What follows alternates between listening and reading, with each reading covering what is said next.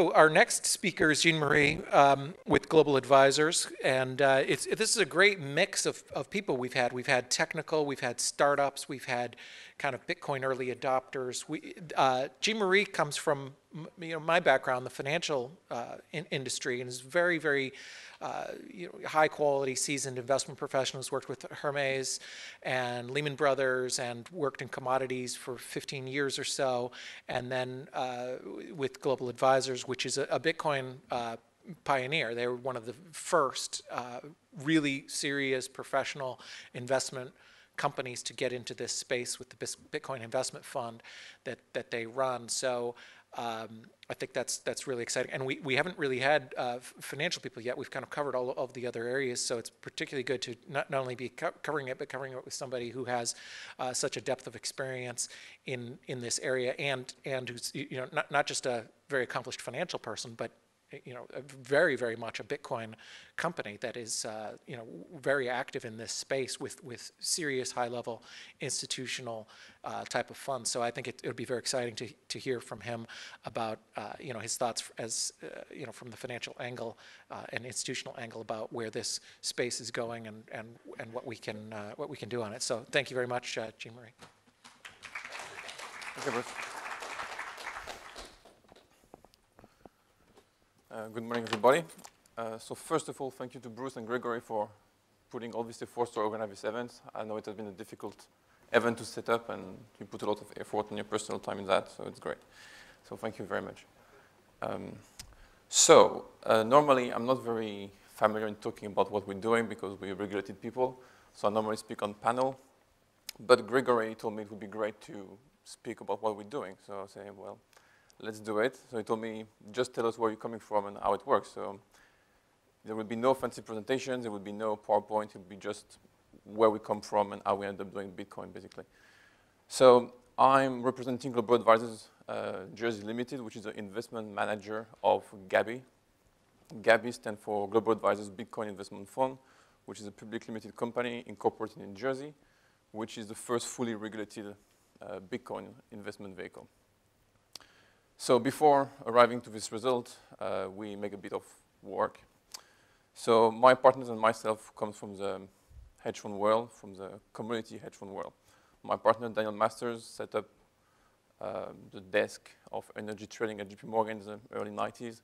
Prior to that, was working for Salomon Brothers and Fibro, and prior to that for Shell. So it's a long commodity experience in the physical market and in the paper market, more than 25 years of experience. My personal experience is, as Bruce mentioned, in Lehman Brothers. Then I managed a book for Hermes, which is a 3.5 billion commodity book only. And they managed probably 20 billions for British telecom pensioners.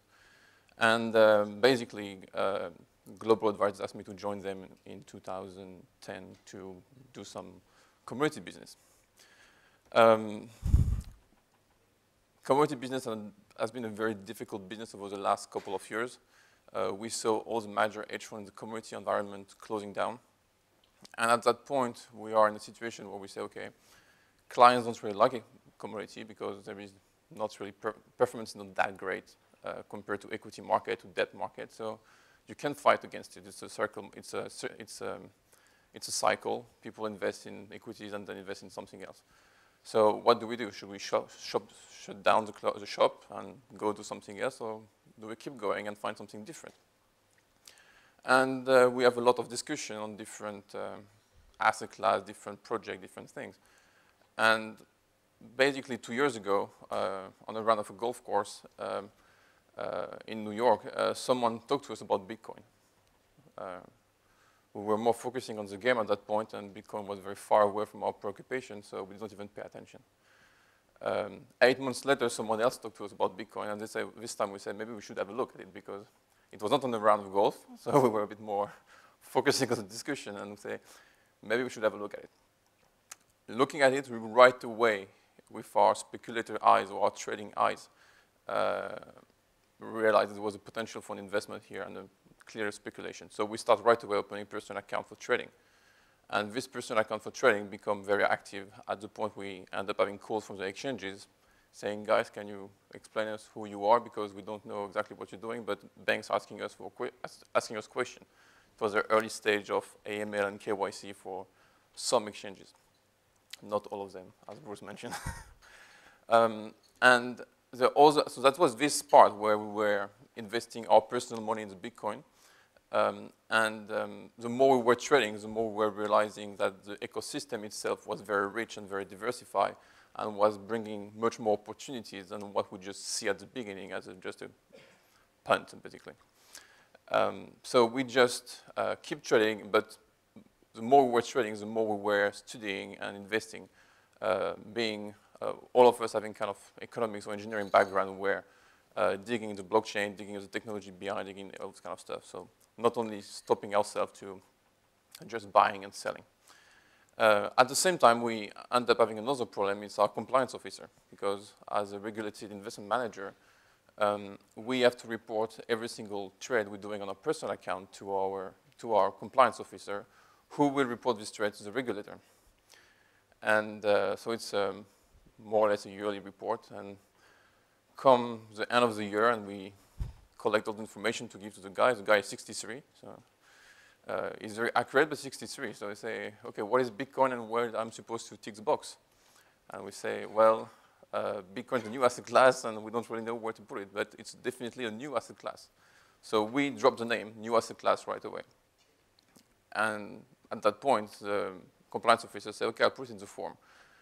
But we clearly realized it was a lack of infrastructure at this level. There was something missing between us and the regulator. So thinking about it, we said that it was like clearly a space in the market to create a proper vehicle, which will bring investors in a position to invest in the Bitcoin ecosystem or in the Bitcoin itself, without having to worry about all the risks which are associated with the ecosystem.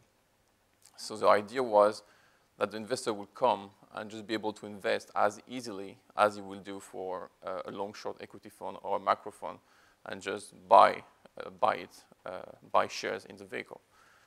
So that was our idea. And the idea beyond that is to say, well, because you need to sell a pitch to the investor saying, why do you want to buy that? And our idea is to say, well, Bitcoin is like oil in the 90s. It is very liquid, very unregulated, or very chaotic. And basically, it looks exactly the same. And at the same time, late in 1987, nobody was realizing that you will need 50% more oil in 2010 to assume China demand and to compensate depletion of resources. So it was a double. So a lot of this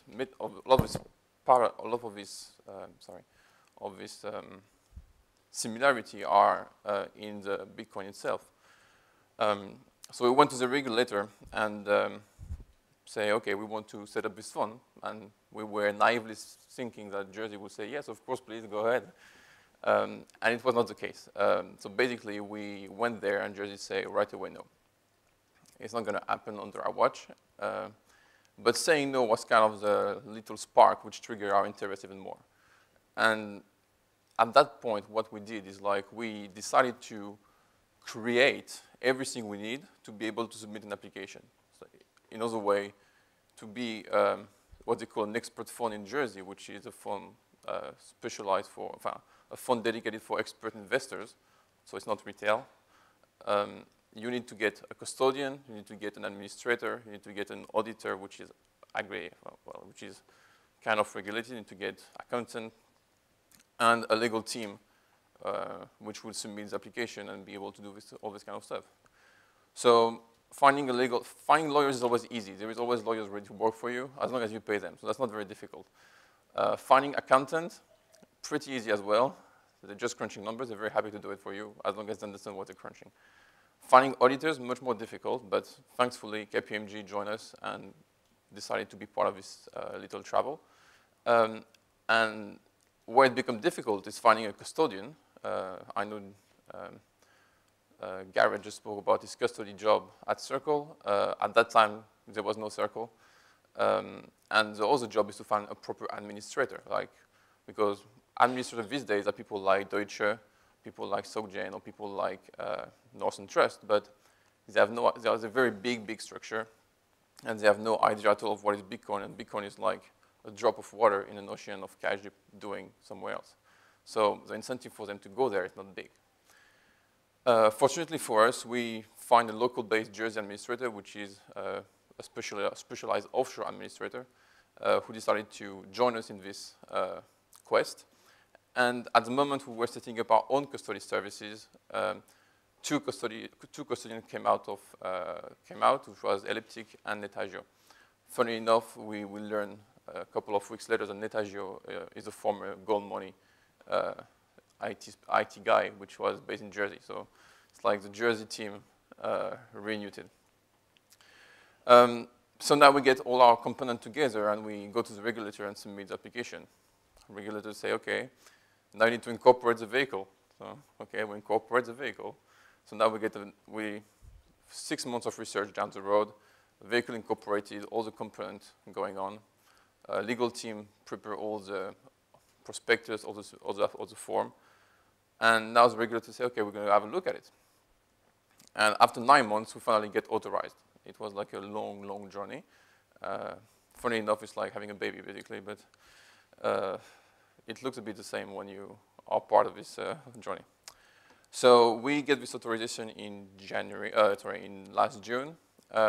Between the time they give us authorization and the time they issue the certificate, there was another 3 months, just because they wanted to get the clause and everything right inside, which was very painful because they wanted to make sure like every single layer of the regulation of the code was verified.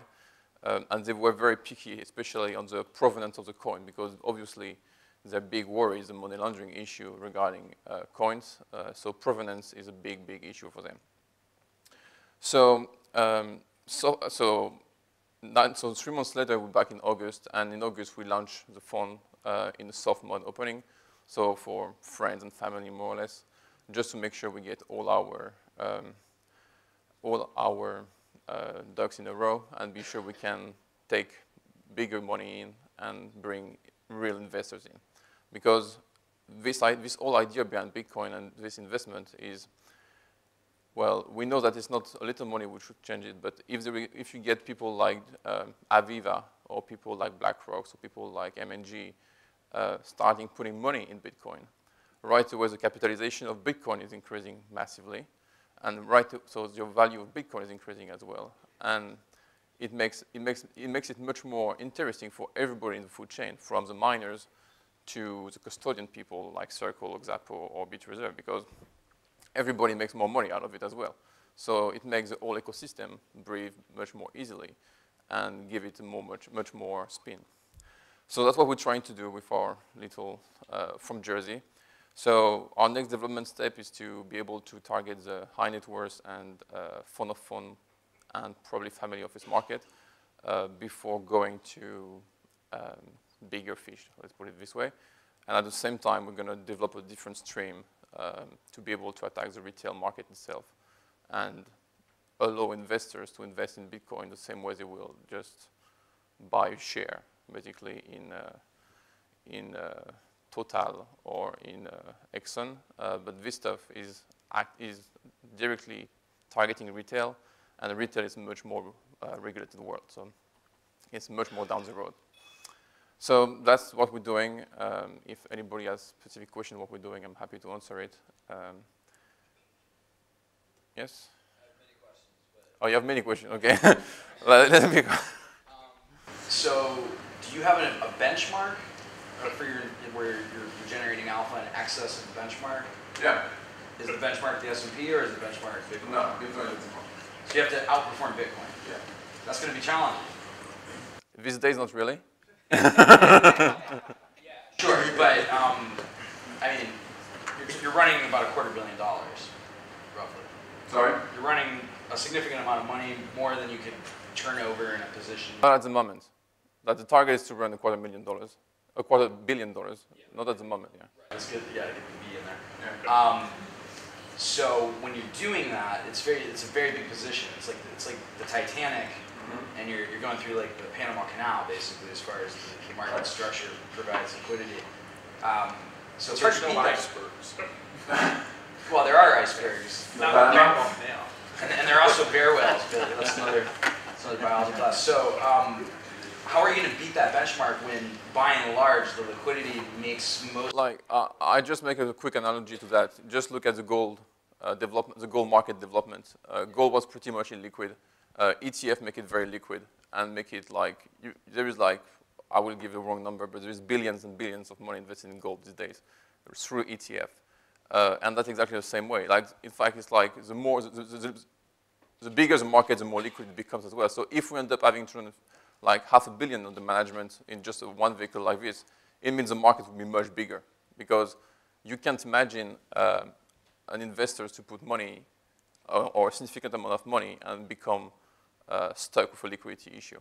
But at the same time, we come from this world, which is the commodity world, where we're very aware of this liquidity issue. We were among the first, well, we were the first people to trade electricity in the UK.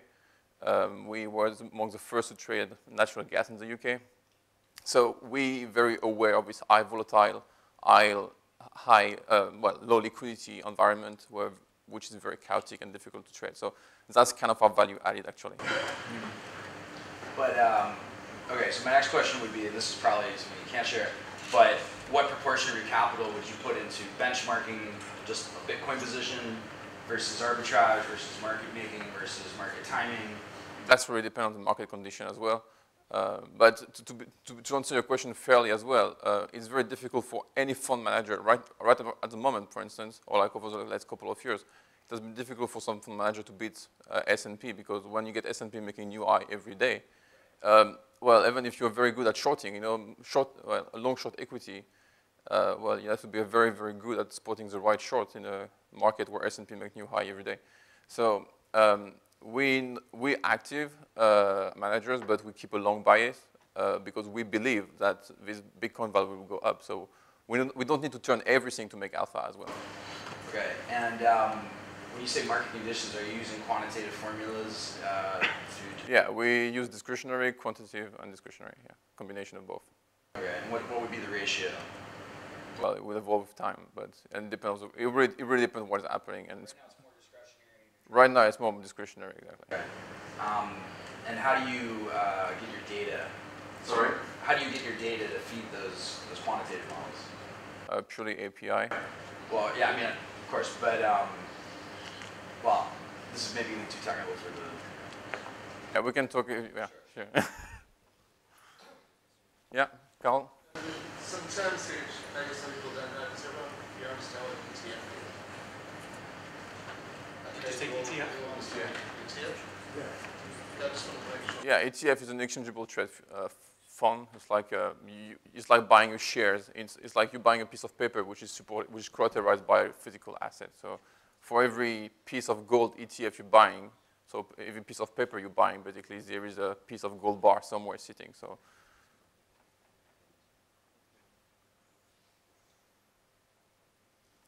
Sorry, no. That's it. No more? Thank you.